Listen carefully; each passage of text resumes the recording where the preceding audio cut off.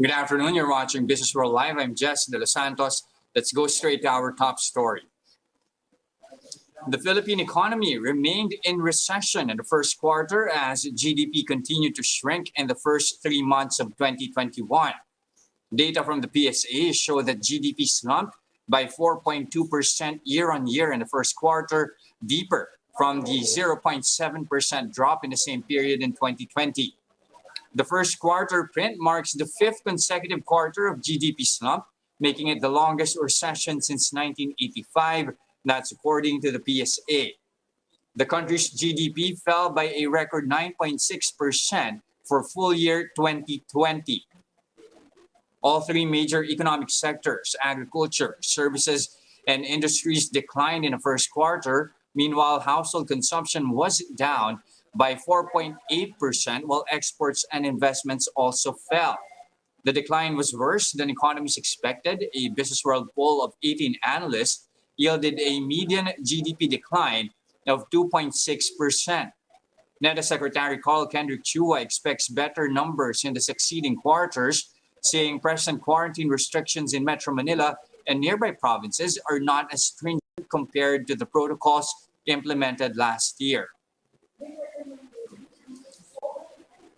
People who think that the second quarter will be negative, the only way for that to happen is if the quarantine restriction and economic activity is worse than last year. In December 2020, the Development Budget Coordination Committee, or DBCC, affirmed a growth projection of 6.5 to 7.5% for 2021. While the past 7 weeks of ECQ and MECQ in the NCR Plus area will pose downside risk to growth, our actions in the next 8 months can reverse these initial losses.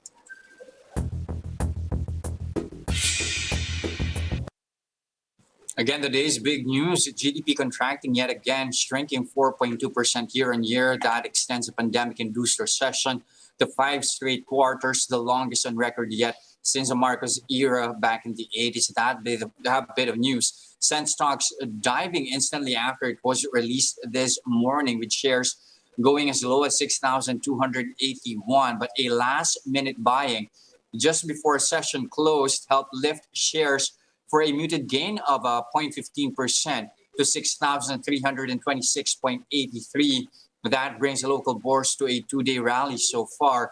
For Security Bank Chief Economist Dan Roses, given the current pace of things, the Philippines may only return to pre-pandemic levels by the second half of 2022 at the earliest. The key now, according to him, is to restore business and consumer confidence. The BSP is widely expected to hold on to benchmark interest rates, which is already at a record low of 2%. The BSP said it will consider both inflation and GDP data in their next monetary policy meeting tomorrow. The index still looking like a mixed bag here. As you can see here, a number of our leaders still managing to eke out gains here. You have Boitis Equity Ventures here up over 3%. PLDT likewise also in the green, increasing by 2 4/10%. Meralco also up by close to 8%, now at 274 pesos and 80 a share.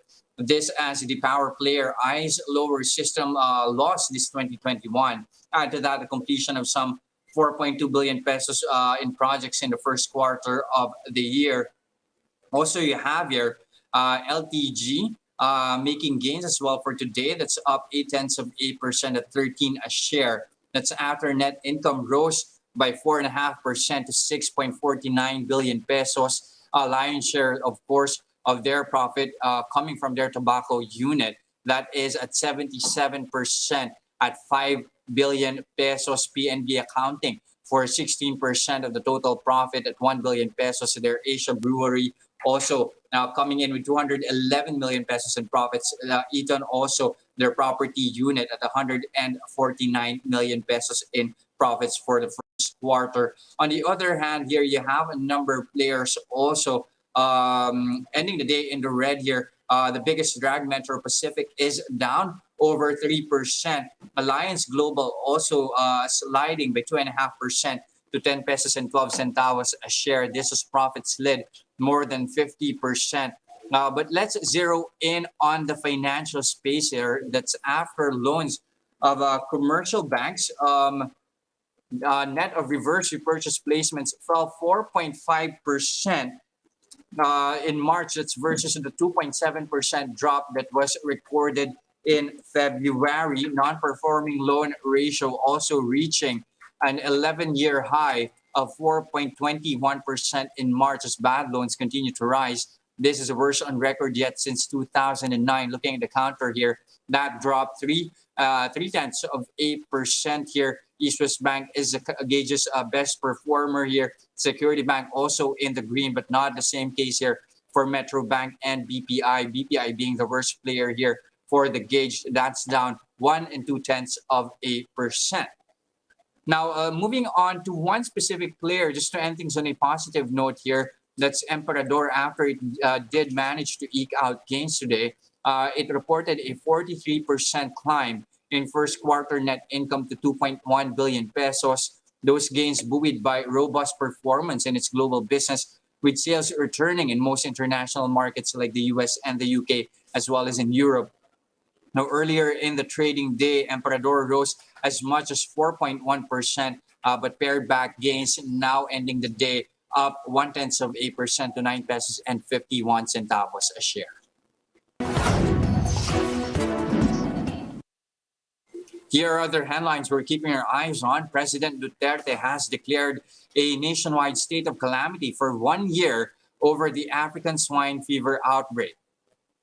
Duterte issued proclamation number 1143, allowing local government units to tap their respective quick response funds in order to manage the impact of ASF in their localities. The president noted that ASF has already spread to 12 regions and almost 500 cities and municipalities in the country since 2019. The ASF has also affected hog supply, pushing pork prices up over the previous months. Duterte also issued Executive Order 133, increasing the minimum access volume of pork imports to 254,000 metric tons. That's more than fourfold the previous allocation. Duterte also previously approved the lowering of pork import tariffs despite opposition from local hog raisers. As for the rest of the agricultural sector, things are still not looking good.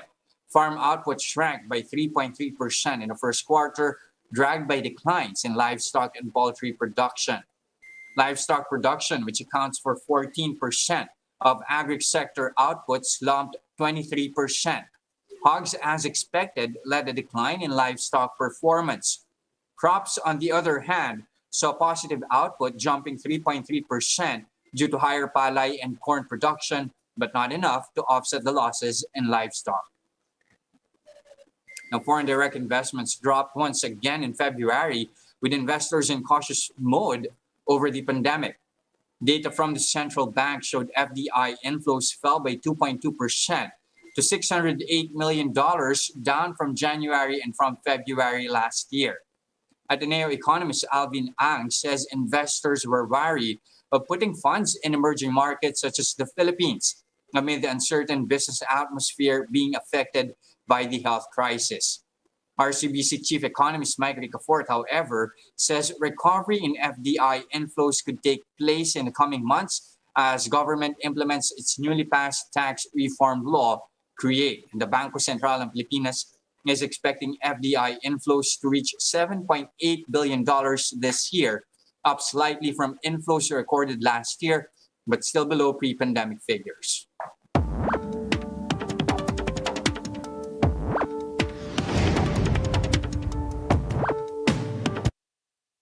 Circling back to our top story, with GDP contracting worse than expected at negative 4.2%, extending the pandemic-induced recession. Will we see a sixth quarter of decline, or is the economy on the mend, just like how Neda puts it? Now, for some insights, we'll speak to Carlo Asuncion, Chief Economist of Union Bank. Good afternoon, Carlo.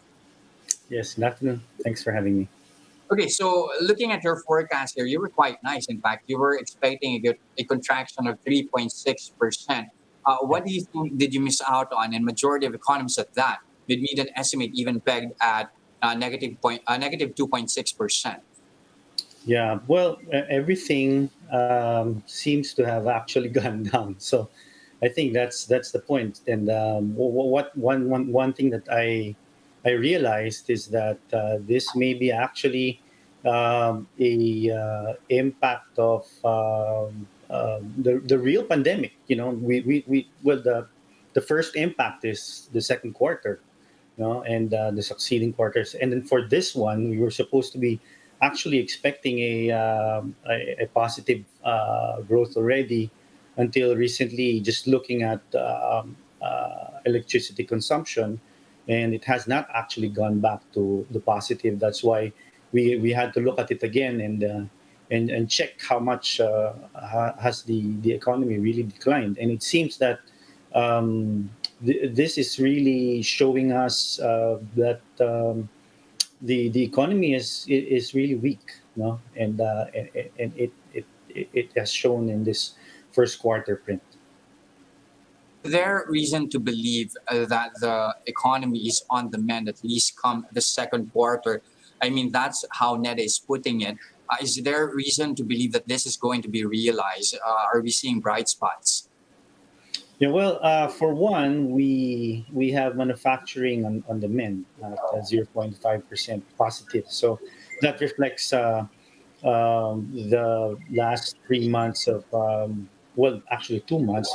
That's January and February expansionary uh, uh, uh, perception about manufacturing, no, except for March where we saw 49 again going down below the 50% line, no. So at least that's one thing that we've seen, and we know that um, looking at accommodations, you know, recently, because we know with this with the accommodation results, we've seen that uh, it seems that the recent lockdowns has not been accrued yet, no.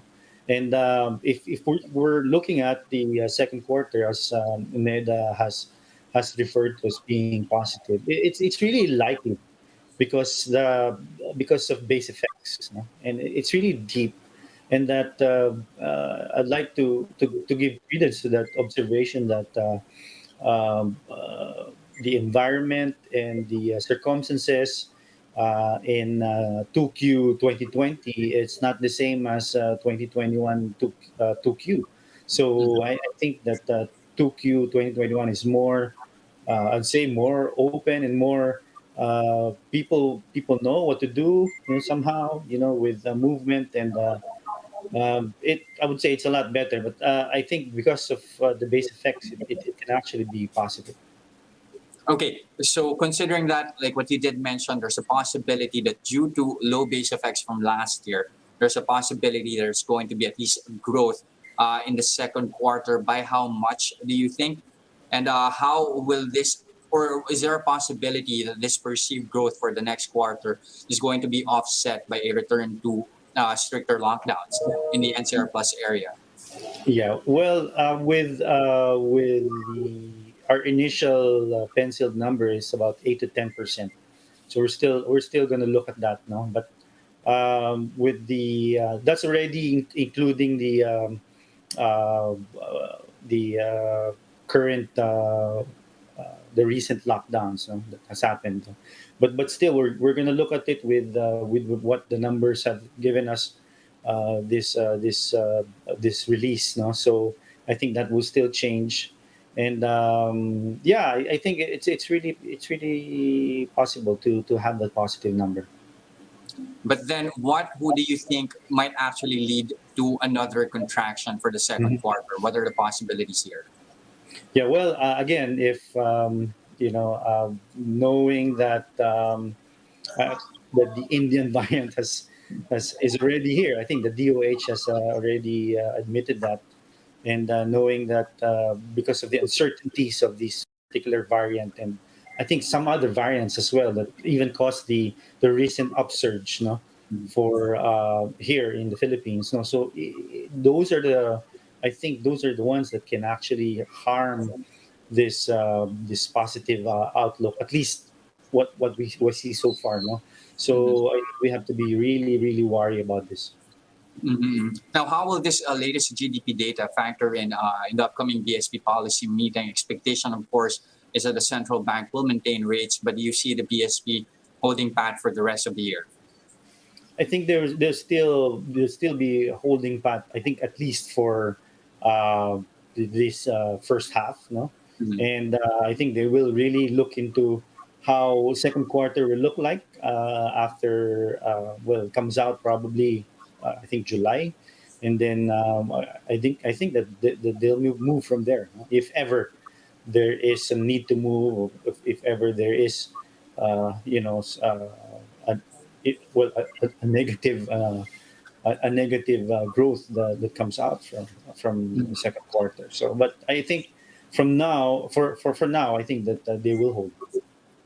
Okay. Now, how much of a factor will this be to the country's recovery story? You now have um, bigger support now for the passage of a Bayanihan 3. So, how do you think might that actually somehow bolster growth, at least for the remainder of the year? Yeah. Well, if you look at the data, recent data, government spending is about 16.1%. That's from a previous, I think, five. So I think that's triple. Mhm. No? So that would really be helpful. I think that's one of the three factors that we are looking at for a more steady recovery. More reopening, and then you have the inoculation, and then you have the fiscal stimulus, the additional one that we're looking at, which is now it's turning out to be Bayanihan 3.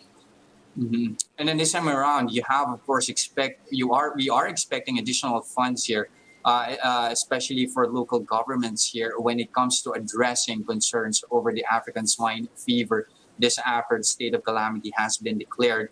What is this going to do, at least, to our growth story? I think it's really a welcome development because we know that one of the factors for just the uptick in inflation has been the meat portion of inflation. So I think with this declaration by the president, I think that's it's very a welcome development for a lot of those cities that have been affected by this, and hopefully it will support the declining of the prices of pork in the coming months. Okay, now, Carlo, before we let you go, government, of course, still not letting up, still holding on to 6.5 to 7.5% growth target for the year. Is there a reason to still be bullish? What would that require? And can you give us your full year target here? And when do you see us going back to that recovery or to the pre-pandemic levels at least? Yeah, well, for remember that we were factoring 8 to 10% for the second quarter, right? And the full year is about 4 to 5%. So I think with if for example the reopening comes through and inoculation, increases, and there's a more efficient way of doing things happens, no, and of course the stimulus comes through, then I think a 6% would be a modest number to look at for 2021. All right, some level of bullishness there coming from Yeah. Union Bank Chief Economist Carlo Asuncion. But that, of course, we're still, of course, on wait and see mode whether all Yeah. factors will fall into place. Thank you very much for your time again, Carlo Asuncion, Union Bank Chief Thank you. Economist. And those are the biggest stories this trading day, May 11, 2021. Catch Businessworld live again tomorrow at 9:30 a.m. for the market open and 3:15 p.m. for the market close. I'm Jess De Los Santos. We are One News. Mask on, wash hands, and stay safe, Philippines.